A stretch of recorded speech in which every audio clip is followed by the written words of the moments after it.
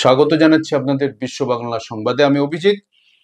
আজকে যে বিষয়টা নিয়ে কথা বলবো সেটা খুব বাস্তবের ঘটনা এবং যার সঙ্গে ওঠাপড়া, জীবনের ওঠাপড়া গায়ে লেগে যায়।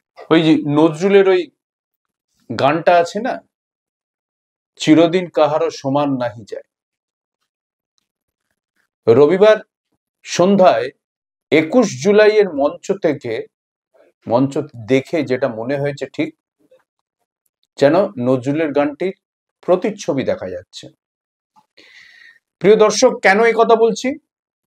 যে অনুব্রত মণ্ডল, দুর্দণ্ড প্রতাপ অনুব্রত মণ্ডল, তার নামে নাকি বাঘে গরুতে এক ঘাটে জল খায় সেই অনুব্রত মণ্ডল, যে নাকি বীরভূমের বেতাজ বাদশাহ সেই অনুব্রত মণ্ডল এই প্রথম এসেছিলেন 21শে জুলাইয়ের মঞ্চে। অর্থাৎ 21শে জুলাই সোমবার, আজ রবিবার তিনি এসেছিলেন। সন্ধ্যায় যেভাবে বিভিন্ন এলাকার নেতা নেত্রী আসেন এবং 21শে জুলাইয়ের আগের দিন সন্ধ্যায় দলনেত্রী মমতা বন্দ্যোপাধ্যায় আসেন, প্রস্তুতি দেখেন, চলে যান। তো এবার শখ হয়েছিল অনুব্রত মণ্ডলের 21-এর মঞ্চে থাকার। এখন জেল থেকে বেরিয়ে আসার পর ভাবা গিয়েছিল অনুব্রত বোধহয় একটু পাল্টেছেন,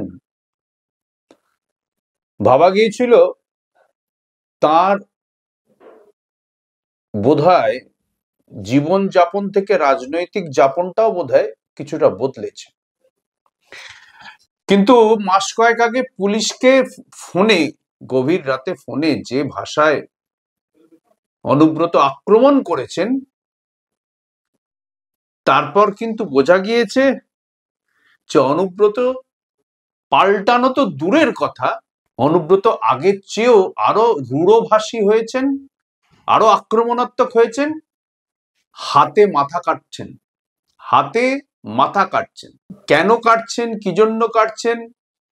বীরভূমটা কাজল শেখের হাতে চলে গিয়েছে, কাজল শেখ ধরে ফেলেছেন, নিজের মধ্যে যন্ত্রণা আছে। পুলিশকে ফোনে যখন গালাগালি দিচ্ছেন তখন এ বিষয় নিয়ে বলেও ফেলেছেন। এসব ঠিক আছে, রাজনৈতিক টানাপোড়েন নিজের দলের মধ্যে থাকতে পারে এবং সেই নিয়ে একটা চাপা লড়াই থাকে, এটা নিয়ে কোনো বক্তব্য নেই। কিন্তু 21শে জুলাইয়ের মঞ্চে ঠিক কি হলো জানেন? অবাক হয়ে যাবার মতো কাণ্ড। এমনিতেই পুলিশের সঙ্গে ঘটনার পর অনুব্রতকে আর ক্যামেরার সামনে দেখা যায় না। দলনেত্রীর কাছে যে বিস্তর অপমানের মুখে পড়তে হয়েছে তা বেশ বোঝা যায়। এখন কথা হলো যে সন্ধেবেলা আসবেন নেত্রী 21শে জুলাইয়ের মঞ্চে। অনুব্রত দুদিকে গার্ড, কেসি দাসের ওদিকে গার্ড, আবার এদিকে সিএসসি এর এদিকে গার্ড, দুটি গার্ড রয়েছে, নিরাপত্তা রক্ষীরা রয়েছেন। অনুব্রত মণ্ডল নিঃসন্দেহে একটা নাম তৃণমূল কংগ্রেসে, কিন্তু অনুব্রত মণ্ডলকে প্রথম গার্ডরেলের পর ঢুকতেই দেওয়া হলো না, ভেতরে আসতেই দেওয়া হলো না। যেখানে নেতা নেত্রীরা বসে রয়েছেন, যেখানে রাজ্যের নেতা নেত্রী, মন্ত্রী, বিধায়ক, এমএলএ, এমপি, মেয়র বসে রয়েছেন, সেখানে অনুব্রত মণ্ডলকে ঢুকতে দেওয়া হলো না। আর ঢুকতে দেওয়া না হলে কি বলা হয় আপনারা সকলে জানেন, কার্যত তাড়িয়ে দেওয়া হলো। কেন বলছি আরো পরিষ্কার করব, কিন্তু তার আগে বলি যে অনুব্রত ঢুকেছিলেন, সামান্য একটু ঢুকে দাঁড় করিয়ে রাখা হয়েছিল। দীর্ঘ প্রায় আধ ঘন্টা ধরে অনুব্রত দাঁড়িয়ে রইলেন। ভাবা যায় দুর্দণ্ড প্রতাপ অনুব্রত মণ্ডল তিনি দাঁড়িয়ে রয়েছেন ওই সীমানার ধারে, কি না মঞ্চের কাছে আসবেন, যখন নেত্রী আসবেন তার সঙ্গে দেখা করবেন।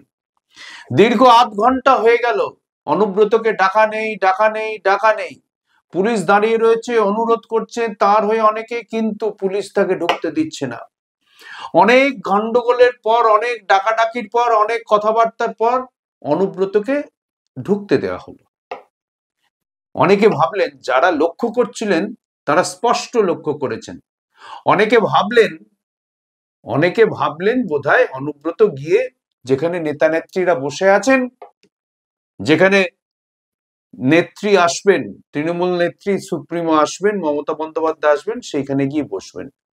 কিন্তু নিরাপত্তা রক্ষীরা অনুব্রত মণ্ডলকে এই গেট দিয়ে বার করে পেছনের গেট দিয়ে, অর্থাৎ সিএসসির ওখানে যেখানে ব্যারিকেড রয়েছে সেখান দিয়ে সোজা বার করে দিয়ে বললেন চলে যান।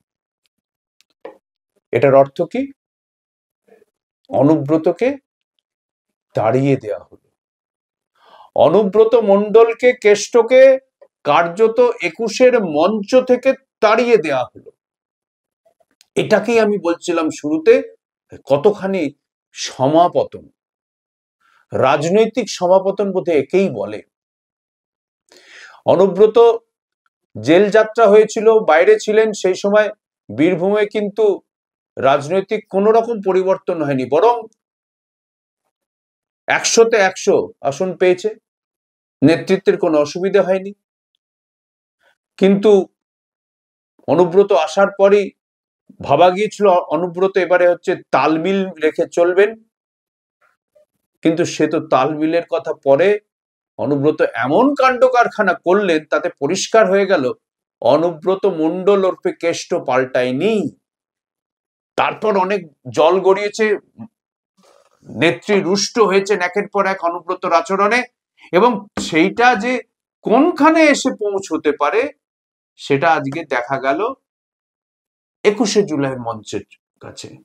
অনুব্রত মণ্ডল, কেষ্ট মণ্ডল, বেতাজ বাদশাহ, যাকে নিয়ে টিভি চ্যানেলগুলো থেকে আরম্ভ করে কাগজ সকলের প্রিয় খাদ্য অনুব্রত মণ্ডল, সে 21শে জুলাই সম্ভবত প্রথমবারের জন্য মঞ্চে এসেছিল, মঞ্চে দেখা করার জন্য এসেছিল, নেত্রীর সঙ্গে কথা বলার জন্য এসেছিল, অন্যান্য নেতা কর্মীদের সঙ্গে কথা বলার জন্য এসেছিলেন, কিন্তু তাকে একদিক দিয়ে একে দাঁড় করিয়ে রাখা হলো, দীর্ঘক্ষণ দাঁড় করিয়ে রাখা হলো, ঢুকতে দেওয়া হলো না, তারপর এক গেট দিয়ে ঢুকিয়ে আর এক গেট দিয়ে বার করে বললো চলে যাও, তাড়িয়ে দেওয়া হলো।